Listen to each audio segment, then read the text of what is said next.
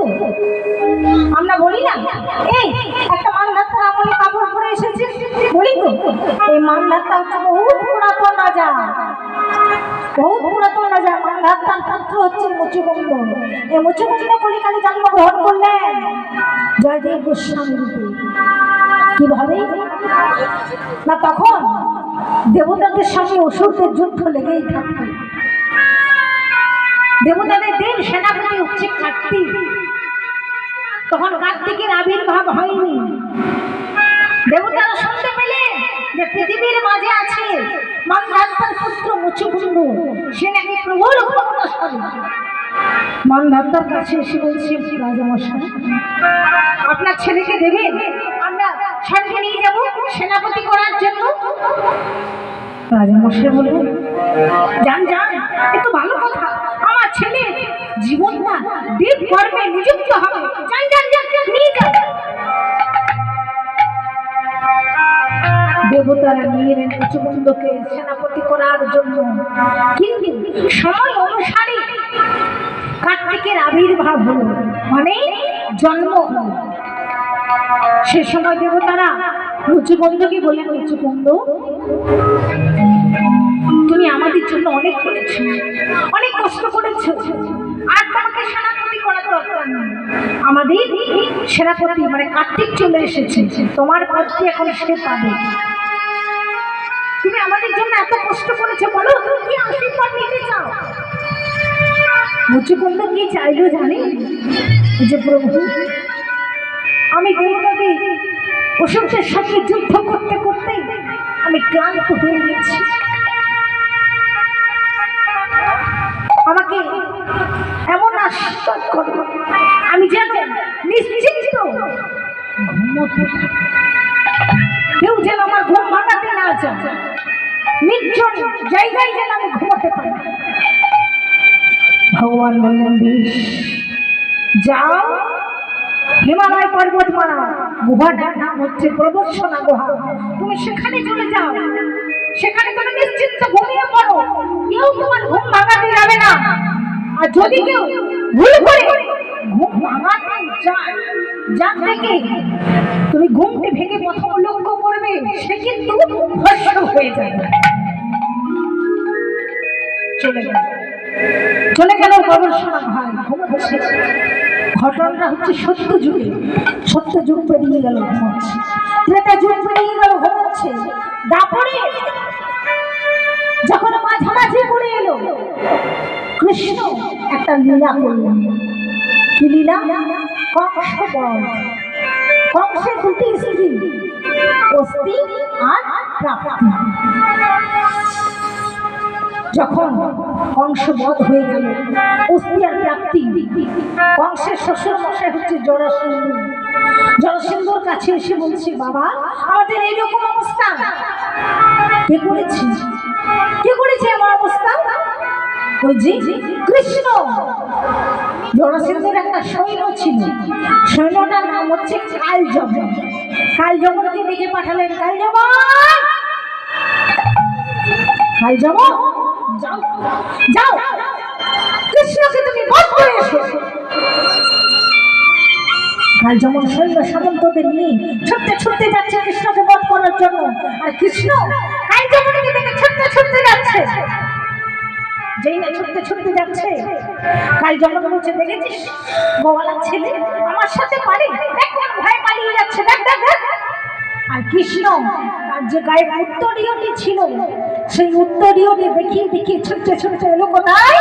সেই প্রদর্শনা গুহা যেখানে মুচুকুন্দ ঘুমোচ্ছিল, সেই প্রদর্শনা গুহায় ঢুকেছে। তার যে উত্তরীয়টি, সেই যে মুচুকুন্দ ঘুমোচ্ছিল, তার গায়ে আচ্ছাদন করে দিলেন, মানে ঢাকা দিয়ে দিলেন। এবার অন্ধকারের গুহায় ঢুকিয়ে পড়লেন। আর এদিকে কালযমন সে গুহায় ঢুকে পড়েছে। সেই যে উত্তরীয়টি দেখে ভাবছে কৃষ্ণ ঘুমাচ্ছে, কিন্তু মুচুকুন্দ ঘুমাচ্ছে। যেই না কৃষ্ণ মনে করে মুচুকুন্দ ঘুমতে গেল। যেই না ঘুম ভেঙেছে, যেই না কালযমনের দিকে তাকিয়েছে, কালযমন ভস্ম হয়ে গেল। ভগবান বেরিয়ে এলেন, এসে বলছে মুচকুন্দ কেমন আছো? ও তাহলে আপনাদের লীলা চলছিল? হ্যাঁ মুচকুন্দ, তুমি কি আর ঘুমাবে? না না প্রভু, আমি আর ঘুমাতে চাই না। মুচকুন্দ, তুমি আমাদের জন্য অনেক অনেক কষ্ট করেছেন, বলো তুমি কি আশীর্বাদ নিতে চাও বলো। প্রভু এটা কোন যুগ? না এটা হচ্ছে দাপর যুগ। এর পরে কি যুগ আসবে? না পরে যুগ আসবে কলি যুগ। প্রভু সে কলি খালি তুমি আমাকে আশীর্বাদ করো, আমি যেন ভক্ত হতে পারি। বলে বেশ, আমি তোমাকে আশীর্বাদ করলাম। সে বীরভূম জেলার কেঁদুলি গ্রামে তুমি জন্মগ্রহণ করবে, তোমার নাম হবে জয়দেব গোস্বামী। আজকে জয়দেব গোস্বামী হনুমান বাবু গ্রামে গ্রামে ঘুরে বেড়ায়, গ্রামে গ্রামে ঘুরে বেড়ায়, উস্কো শুষ্ক চুল, কেউ ঢিল ছুড়ে, কেউ অবজ্ঞা করে, কেউ চুল টানে। পাগল তো। এই গ্রামে যদি কেউ জিজ্ঞাসা করে, কোনো পাগল আসে, আমরা জিজ্ঞাসা করি না যে ছেলেটা কোথা থেকে এসেছে রে? কেউ জিজ্ঞাসা করছে এই ছেলেটা কোথা থেকে এসেছে? তোর নাম কি রে? নামটাও ভুলে গেছে, জয়দেব গোস্বামী নামটাও ভুলে গেছে, শুধু হরে কৃষ্ণ নাম ছাড়া আর কিচ্ছু জানে না। যাই জিজ্ঞাসা করে হরে কৃষ্ণ নাম। তোর নাম কি রে? আমার নাম শুনবে শুনবে আমার নাম হরে কৃষ্ণ রাম, হরে কৃষ্ণ রাম, হরে কৃষ্ণ রাম, কৃষ্ণ কৃষ্ণ রাম, হরে কৃষ্ণ রাম, হরে কৃষ্ণ রাম, কৃষ্ণ কৃষ্ণ রাম, হরে কৃষ্ণ রাম, হরে কৃষ্ণ রাম, হরে কৃষ্ণ রাম, কৃষ্ণ কৃষ্ণ রাম, হরে কৃষ্ণ রাম, হরে কৃষ্ণ রাম, হরে কৃষ্ণ রাম, কৃষ্ণ কৃষ্ণ রাম, হরে কৃষ্ণ। তোর পিতার কি নাম রে? আমার পিতার নাম শুনবে শুনবে আমার পিতার নাম হরে কৃষ্ণ রাম, আমার পিতার নাম হরে কৃষ্ণ রাম, আমার পিতার নাম হরে কৃষ্ণ রাম, আমার পিতার নাম হরে কৃষ্ণ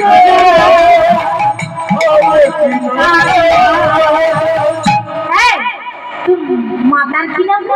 আমার মাতার নাম শুনবে শুনবে আমার মাতার নাম হরে কৃষ্ণ রাম, আমার মাতার নাম হরে কৃষ্ণ রাম, আমার মাতার নাম হরে কৃষ্ণ রাম, আমার মাতার নাম হরে কৃষ্ণ।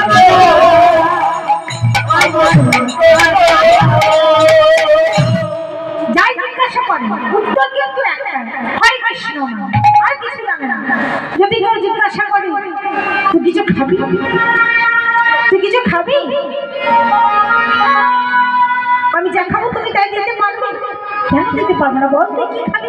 সেই হরে কৃষ্ণ, আর কিছু জানে না, আর বাড়ি ফিরে আসে না। যেখানে মাকে দাহ করতে দেওয়া হয়েছিল সেই তেঁতুল গাছের তলা কদম খণ্ডের ভাব এখন একটু সরে গেছে, যারা গেছেন দেখবেন। সেই যেখানে মাকে দাহ করা হয়েছিল সেই মায়ের সেই জায়গার উপরে বসে শুধু হরে কৃষ্ণ নাম বলে। গ্রামের সবাই বলতে লাগলো ছেলেটা পাগল হয়ে গেছে, উন্মাদ হয়ে গেছে, কিন্তু কৃষ্ণ নামে যে পাগল হয়েছে এটা তো কেউ জানলো না। যখন তার 16 বৎসর পূর্ণ হলো, 16 বৎসর বয়সে পিতৃবিয়োগ হয়ে গেল। গ্রামের সবাই বলতে লাগলো জয়দেব গোস্বামী তোমার জন্য ছেলেটা পাগল হয়ে গেছে, ছেলেটাকে পড় পড় বলে বিজ্ঞান উন্মাদ হয়ে সেই গ্রামে জনার্দন চ্যাটার্জি জমিদার এই জয়দেবের পিতা জয়দেবকে লেখাপড়া করার জন্য তার কাছে কিছু টাকা ঋণ করেছিল। তো জয়দেবের পিতা যখন মারা গেল আগে সবকিছু লিখিয়ে নিয়েছিল, তারপর তাও করতে দেওয়া হয়েছিল। আর বাড়ি ফিরে আসে না, মা নেই, বাবা নেই, অন্ন নেই, বস্ত্র নেই, নদীর ধারে ধারে ঘুরে বেড়ায়। আর মাধুকে ডেকে বলে, মাধু মাধু ছোটবেলায় দেখা দিতিস, একবারে দেখা দিস, আমাকে কেউ ভালোবাসে না মাধু, কেউ ভালোবাসে না, একবারে দেখা দে মাধু, একবারে দেখা দে।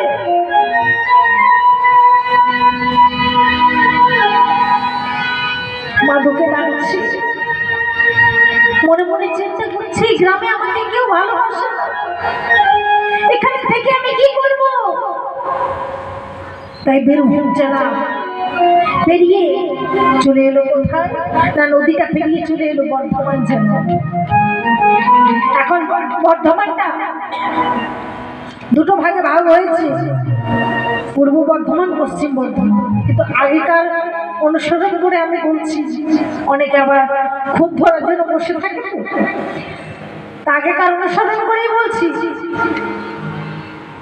বীরভূম থেকে বর্ধমান, বর্ধমান থেকে বাঁকুড়া, বাঁকুড়া থেকে পুরুলিয়া, পুরুলিয়া থেকে মেদিনীপুর, মেদিনীপুর থেকে খড়গপুর, খড়গপুর থেকে ভুবনেশ্বর, তারপর খোর্ধা রোড। যেই না বাম দিকে চলে গেলে সে বিখ্যাত জায়গা, কি গো সে বিখ্যাত জায়গাটার নাম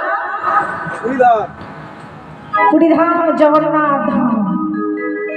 জয় জগন্নাথ, জয় জগন্নাথ, জয় জগন্নাথ, জয় জগন্নাথ, জয় জগন্নাথ, জয় জগন্নাথ, জয় জগন্নাথ, জয় জগন্নাথ, জয় জগন্নাথ, জয় জগন্নাথ, জয় জগন্নাথ, জয় জগন্নাথ, জয় জগন্নাথ, জয় জগন্নাথ। আমি তো বাবা সহজেই বলে দিলাম যে বীরভূম থেকে বর্ধমান, বর্ধমান থেকে বাঁকুড়া, বাঁকুড়া থেকে পুরুলিয়া, পুরুলিয়া থেকে মেদিনীপুর, মেদিনীপুর থেকে খড়গপুর, খড়গপুর থেকে ভুবনেশ্বর, তারপর খোর্ধা রোড দিয়ে বাম দিকে নীলাচল পুরীধাম। কিন্তু পুরীধাম এত সহজ ছিল না।